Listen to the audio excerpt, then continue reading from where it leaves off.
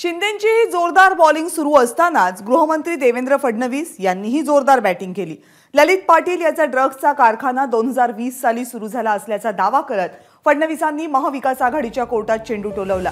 आम्ही मात्र ड्रग्सबाबत सगळ्यात मोठी कारवाई केल्याची माहितीही त्यांनी दिली।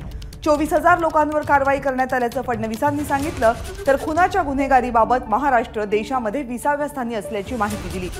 दरम्यान नागपूरमधल्या गुन्हेगारीबाबत जयंत पाटील यांनी केलेल्या आरोपांवर सुद्धा देवेंद्र फडणवीस यांनी उत्तर दिलं। नागपूरला बदनाम करण्याचा प्रयत्न केला जातोय, पण आपण मुख्यमंत्री झाल्यानंतर लोकांचं नागपूरवरचं प्रेम वाढलं असाही टोमणा फडणवीसांनी लगावला।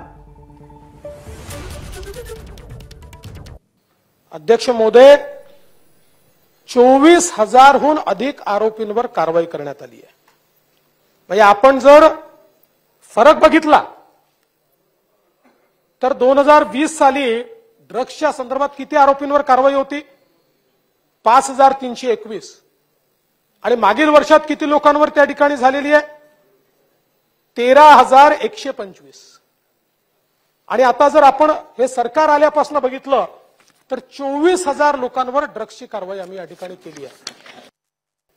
पण जी परिस्थिती रंगवली जाते की जणू काही महाराष्ट्रात खूप बलात्कार होत आहेत आणि महाराष्ट्रातली कायदा आणि सुव्यवस्था बिघडलेली आहे।